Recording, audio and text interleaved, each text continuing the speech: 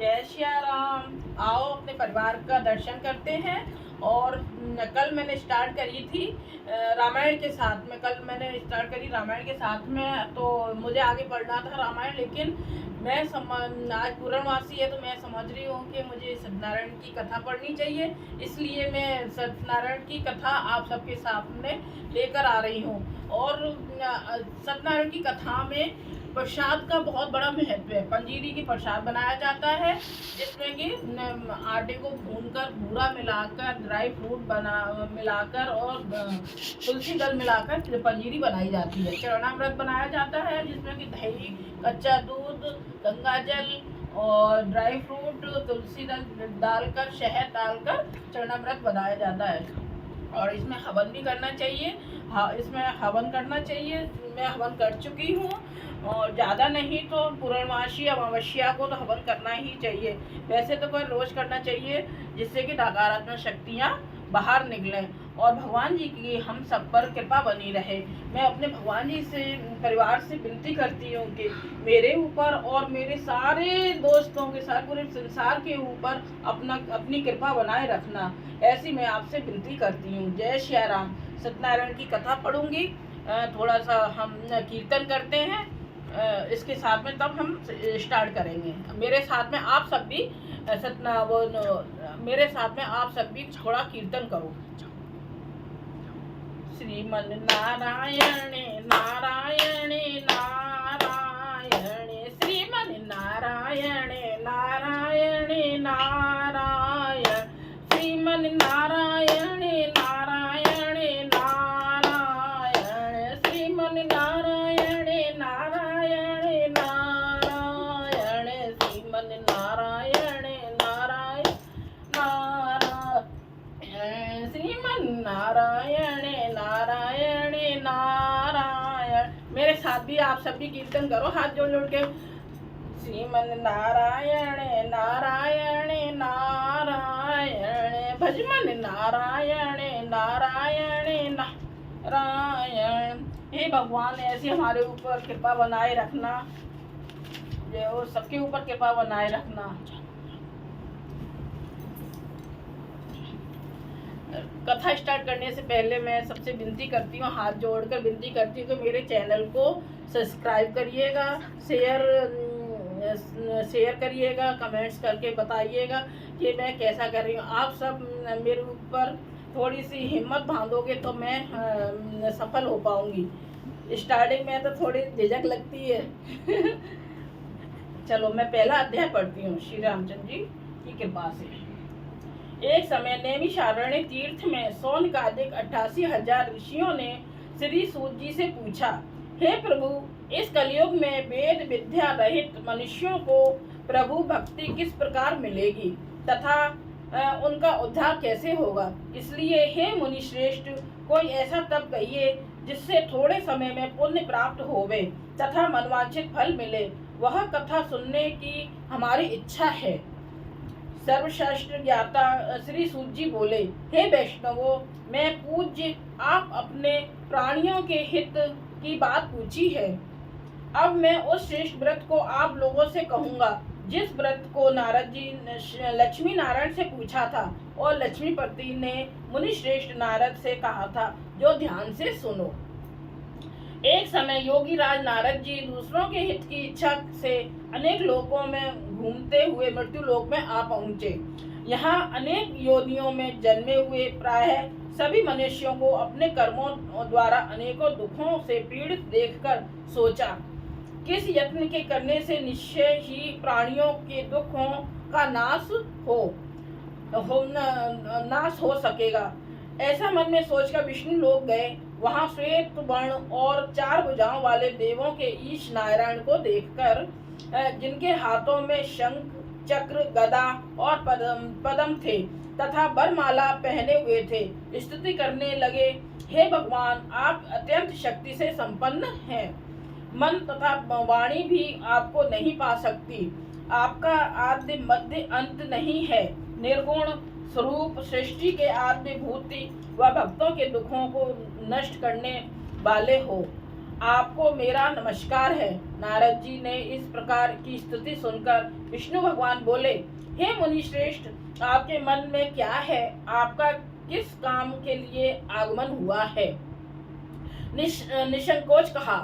तब नारद मुनि बोले, मृत्यु लोक में सब मनुष्य जो अनेक योनियों में पैदा हुए हैं, अपने अपने कर्मों के द्वारा अनेक प्रकार के दुखों से दुखी हो रहे हैं।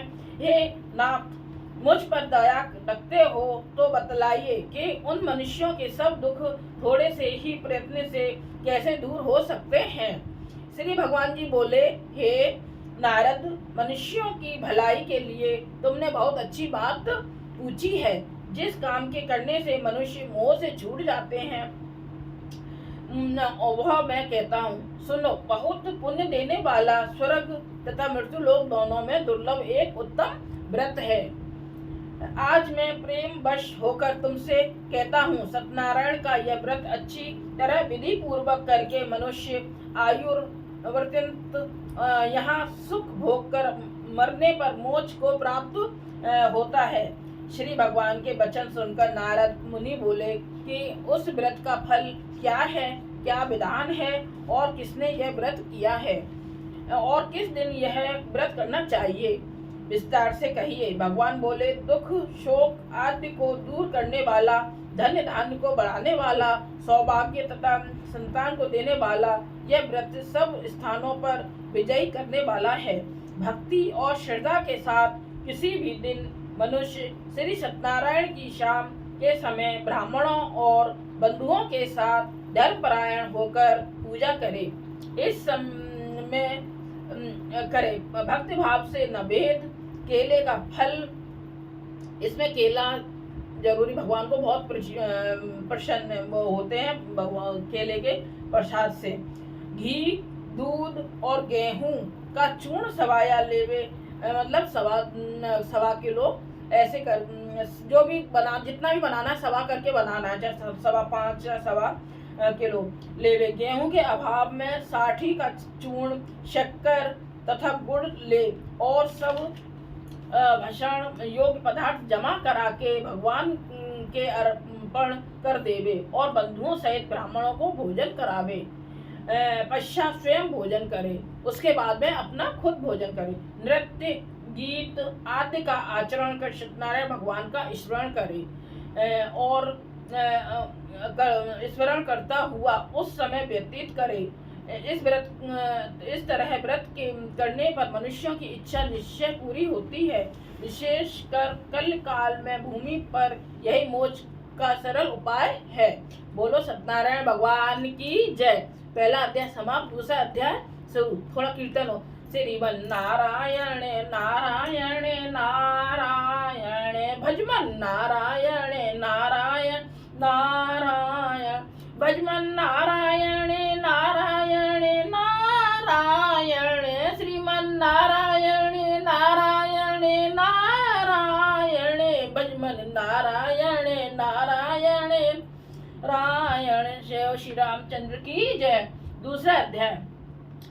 सूत जी बोले, हे ऋषियों, जिसने पहले समय में इस व्रत को किया है उसका इतिहास कहता हूँ, ध्यान से सुनो। सुंदर काशीपुरी नगर में एक अत्यंत निर्धन ब्राह्मण रहता था। वह भूख और प्यास से बेचैन हुआ नित्य पृथ्वी पर घूमता था। ब्राह्मणों से प्रेम करने वाले भगवान ने ब्राह्मण को दुखी देखकर बूढ़े ब्राह्मण का रूप धर उसके पास जा आदर के साथ पूछा, हे विप्र, नित्य दुखी हुआ पृथ्वी पर क्यों घूमता है? हे श्रेष्ठ ब्राह्मण, यह सब मुझसे कहो, मैं सुनना चाहता हूँ। ब्राह्मण बोला, मैं निर्धन ब्राह्मण हूँ, मतलब गरीब ब्राह्मण हूँ, भिक्षा के लिए पृथ्वी पर फिरता हूँ, मैं भिक्षा मांगने के लिए इधर उधर घूमता हूँ। हे भगवान, यदि आप इसका उपाय जानते हो तो कृपा करके कहो। वृद्ध ब्राह्मण बोला कि सत्यनारायण भगवान मनवांछित फल देने वाला है, इसलिए हे ब्राह्मण, तू उनका पूजन कर, जिसके करने से मनुष्य सब दुखों से मुक्त हो जाता है। ब्राह्मण को व्रत का सारा विधान बतलाकर बूढ़े ब्राह्मण का रूप धारण करने वाले सत्यनारायण भगवान अंतर ध्यान हो गए, वहां से चले गए। जिस व्रत को वृद्ध ब्राह्मण ने बतलाया मैं उसको करूंगा। यह निश्चय करने पर उसे रात में नींद भी नहीं आई। वह सवेरे उस सत्यनारायण के व्रत का निश्चय कर भिक्षा के लिए चला। उस दिन उसको भिक्षा में बहुत धन मिला, जिससे बंधु बांधवों के साथ उसने सत्यनारायण का व्रत किया। इसके करने से वह ब्राह्मण सब दुखों से छूटकर अनेक प्रकार की संपत्तियों से युक्त हुआ। उस समय से वह ब्राह्मण हर मास व्रत करने लगा। इस तरह सत्य नारायण भगवान के व्रत को जो करेगा वह सब पापों से छूटकर मोक्ष को प्राप्त होगा। आगे जो पृथ्वी पर सत्यनारायण का व्रत करेगा वह मनुष्य सब दुखों से छूट जाएगा। इस तरह नारद जी ने नारायण का कहा हुआ वह व्रत मैंने तुमसे कहा। हे विप्रो, मैं अब और क्या कहूँ। ऋषि बोले, हे मुनीश्वर, संसार में इस ब्राह्मण से सुनकर किसने इस व्रत को किया, हम बहुत सब सुनना चाहते हैं। इसके लिए हमारे मन में श्रद्धा है। सूत जी बोले, हे मुनियों, जिसने इस व्रत को किया है वह सब सुनो। एक समय ब्राह्मण धन और ऐश्वर्य के अनुसार बंधु बांधवों के साथ व्रत करने को तैयार हुआ। उसी समय एक लकड़ी बेचने वाला बूढ़ा आदमी आया और बाहर लकड़ियों को रखकर ब्राह्मण के मकान में गया। प्यास से दुखी लकड़हारा उनको व्रत करते देखकर ब्राह्मण को नमस्कार कर कहने लगा कि आप यह क्या कर रहे हैं और इसके करने से क्या फल मिलता है, कृपा करके मुझसे कहो। ब्राह्मण ने कहा, सब मनोकामनाओं को पूरा करने वाला यह सत्यनारायण भगवान का व्रत है। इसकी ही कृपा से मेरे यहाँ धन्य धान्य आदि की वृद्धि हुई है। ब्राह्मण से इस व्रत के बारे में जानकर लकड़हारा बहुत प्रसन्न हुआ। चरणामृत ले और प्रसाद खाने के बाद अपने घर को गया।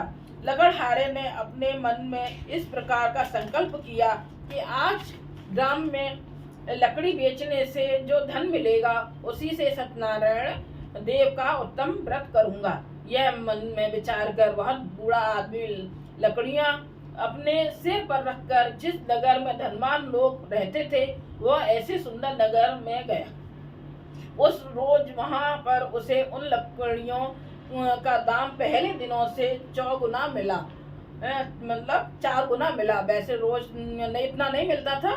जिस दिन उसने व्रत का प्रण किया उस दिन उसे 4 गुना मिला।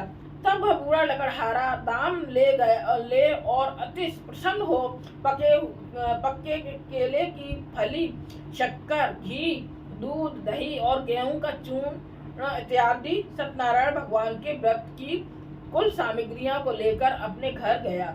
फिर उसने अपने भाइयों को बुलाकर विधि के साथ भगवान जी का पूजन और व्रत किया। उस व्रत के प्रभाव से वह बूढ़ा लकड़हारा धन, पुत्र आदि से युक्त हुआ और संसार के समस्त सुख भोग कर वैकुंठ को चला गया। दूसरा अध्याय समाप्त।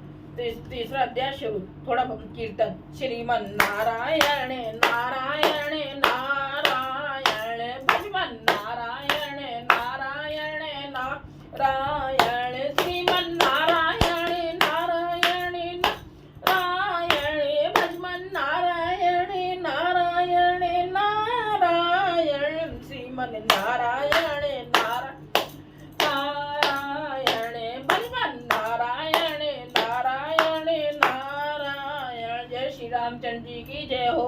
तीसरा अध्याय शुरू। सूत जी बोले, हे श्रेष्ठ मुनियों, अब आगे की कथा कहता हूँ, सुनो। पहले समय में उल्का मुख नाम का एक बुद्धिमान राजा था। वह सत्य वक्ता और जितेंद्रिय था। प्रतिदिन देव स्थानों पर जाता तथा गरीबों को धन देकर उनके कष्ट दूर करता था। उसकी पत्नी कमल के समान मुख वाली और सती साध्वी थी। भद्रशिला नदी के तट पर उन दोनों ने श्री सत्यनारायण का व्रत किया। उस समय में वहाँ एक साधु वैश्य आया। उसके पास व्यापार के लिए बहुत सा धन था। वह नाव को किनारे पर ठहरा कर राजा के पास आ गया और राजा को व्रत करते हुए देखकर विनय के साथ पूछने लगा, हे राजन, भक्ति युक्त चित्त से यह आप क्या कर रहे हैं? मेरी सुनने की इच्छा है, सो आप यह मुझे बतलाइए। राजा बोला, हे साधु, अपने बांधवों के साथ पुत्रादि की प्राप्ति के लिए महाशक्तिवान सत्यनारायण भगवान का व्रत व पूजन किया जा रहा है। राजा के वचन सुनकर साधु आदर से बोला, हे राजन, मुझसे इसका सब विधान कहो। मैं भी आपके कथानुसार इस व्रत को करूंगा। मेरे भी कोई संतान नहीं है और इससे निश्चय ही होगी। राजा ने सब विधान सुन व्यापार से निवृत्त हो और वह आनंद के साथ गया। साधु ने अपनी स्त्री से संतान देने वाले उस व्रत का समाचार सुनाया और कहा कि जब मेरे संतान होगी तब मैं इस व्रत को करूंगा। साधु ने ऐसे वचन अपनी स्त्री लीलावती से कहे। एक दिन उसकी स्त्री लीलावती पति के साथ आनंदित हो सांसारिक धर्म में प्रवृत्त होकर सत्यनारायण भगवान की कृपा से गर्भवती हो गई तथा 10वें महीने में उसके एक सुंदर कन्या का जन्म हुआ। दिनों दिन वह इस तरह बढ़ने लगी जैसे शुक्ल पक्ष का चंद्रमा बढ़ता है। कन्या का नाम कलावती रखा गया।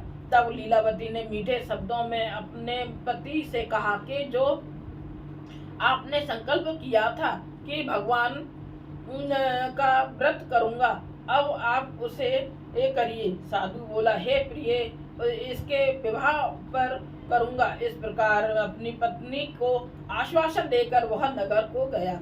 कलावती पितृ गृह में वृद्धि को प्राप्त हो गई। साधु ने जब नगर में सखियों के साथ अपनी पुत्री को देखा तो तुरंत दूत बुलाकर कहा कि पुत्री के वास्ते कोई सुयोग्य वर देखकर लाओ।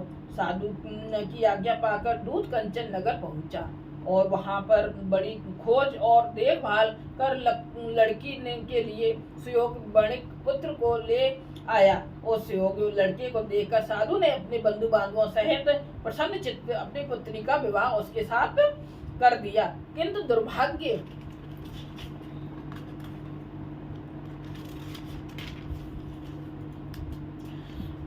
से विवाह के समय भी उस व्रत को करना भूल गया।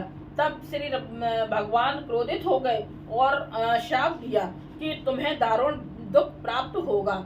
अपने कार्य में कुशल साधु बनिया जामाता सहित समुद्र के समीप स्थित रत्नपुर नगर में गया और वहां दोनों ससुर जमाई चंद्रकेतु राजा के उस नगर में व्यापार करने लगे। एक रोज भगवान सत्यनारायण की माया से प्रेरित कोई चोर राजा का धन चुराकर भागा जा रहा था, किंतु राजा के दूतों को आता देखकर चोर घबराकर भागते हुए राजा के धन को वहीं चुपचाप रख दिया जहां वो ससुर जमाई ठहरे हुए थे। जब दूतों ने उस साधु वैश्य के पास राजा के धन को रखा देखा तो वे दोनों को बांध कर ले गए और प्रसन्नता से दौड़ते हुए राजा के समीप जाकर बोले, यह दो चोर हम पकड़ कर लाए हैं, देखकर आज्ञा दें।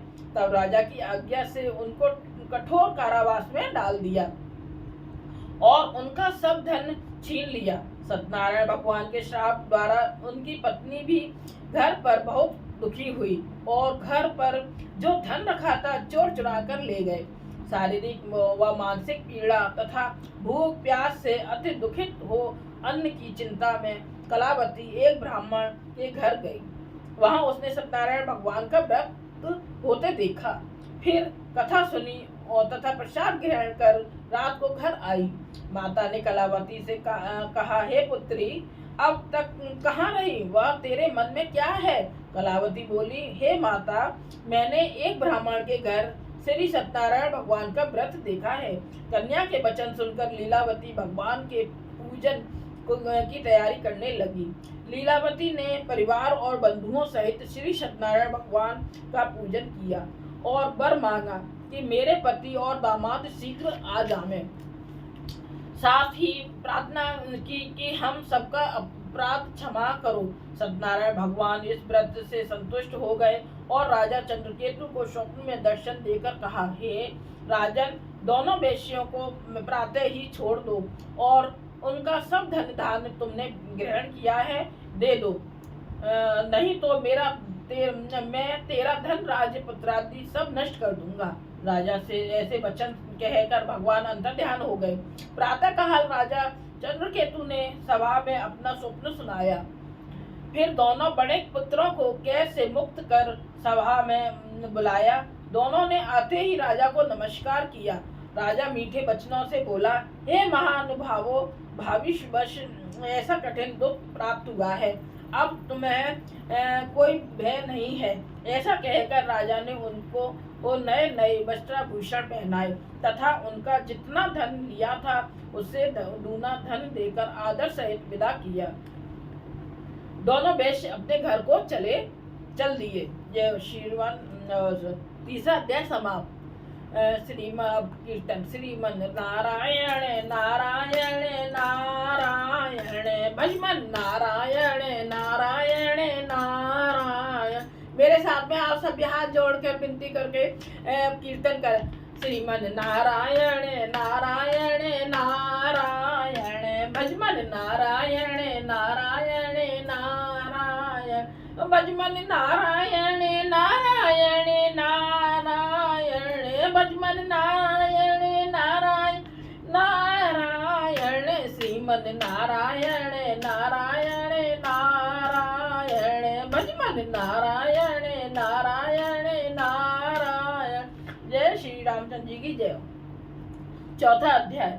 सूत जी बोले, वैश्य ने मंगलाचार करके यात्रा आरंभ की और अपने नगर को चला। उनके थोड़ी दूर निकलने पर दंडी वेशधारी सत्यनारायण ने उनसे पूछा, हे साधु, तेरी नाव में क्या है? अभिमानी बणिक हंसता हुआ बोला, हे दंडी, आप क्यों पूछते हो? क्या धन लेने की इच्छा है? मेरी नाव में तो बेल और पत्ते भरे हैं। वैश्य का कठोर वचन सुनकर भगवान ने कहा, तुम्हारा वचन सत्य हो। दंडी ऐसा कहकर वहां से दूर चले गए और कुछ दूर जाकर समुद्र के किनारे बैठ गए। दंडी के जाने पर वैश्य ने नित्य क्रिया करने के बाद नाव को ऊंची उठी देखकर अचंभा किया और नाव में बेल पत्ते आदि देखकर मूर्छित हो जमीन पर गिर पड़ा। फिर मूर्छा खुलने पर अत्यंत शोक प्रकट करने लगा। तब उसका दामाद बोला कि आप शोक ना करें, यह दंडी का श्राप है, अतः उनकी शरण में चलना चाहिए, तभी हमारी मनोकामना पूरी होगी। दामाद के वचन सुन वह दंडी के पास पहुंचा और अत्यंत भक्तिभाव से नमस्कार करके बोला, मैंने जो आपसे असत्य वचन कहे थे उनको क्षमा करो। तो ऐसा कहकर महान शोकातुर हो रोने लगा। तब दंडी भगवान बोले, हे बणिक पुत्र, मेरी आज्ञा से बार बार तुम्हें दुख प्राप्त हुआ है, तू मेरी पूजा से विमुख हुआ। साधु बोला, हे भगवान, आपकी माया से मोहित ब्रह्मा आदि भी आपके रूप को नहीं जानते, तब मैं अज्ञानी कैसे जान सकता हूँ? आप प्रसन्न होइए, मैं सामर्थ्य के अनुसार आपकी पूजा करूंगा, मेरी रक्षा करो और पहले के समान नौका में धन भर दो। उसके भक्ति युक्त वचन सुनकर भगवान प्रसन्न हो और उसकी इच्छा अनुसार वर देकर अंतर्ध्यान हो गए। तब उन्होंने नाव पर आकर देखा कि नाव धन से परिपूर्ण है। फिर वह भगवान सत्यनारायण का पूजन कर साथियों सहित अपने नगर को चला। अब अपने नगर के निकट पहुंचा, तब दूत को घर भेजा। दूत ने साधु के घर जा उसकी स्त्री को नमस्कार कर कहा कि साधु अपने दामाद सहित इस नगर के समीप आ गए हैं। ऐसा वचन सुन साधु की स्त्री ने बड़े हर्ष के साथ सत्यदेव का पूजन कर इस पुत्री से कहा, मैं अपने पति के दर्शन को जाती हूँ, तू कार्य पूर्ण कर शीघ्र आ। माता के ऐसे वचन सुनकर कलावती प्रसाद छोड़कर पति के पास गई। प्रसाद की अवज्ञा के कारण सत्यदेव ने रुष्ट हो गए। उसके पति को नाव सहित पानी में डुबो दिया। कलावती अपने पति को न देख कर रोती हुई जमीन पर गिर पड़ी। इस तरह नौका को डूबा हुआ तथा कन्या को रोता देख साधु दुखित हो बोला, हे प्रभु, मुझसे या मेरे परिवार से जो भूल हुई है उसे क्षमा करो।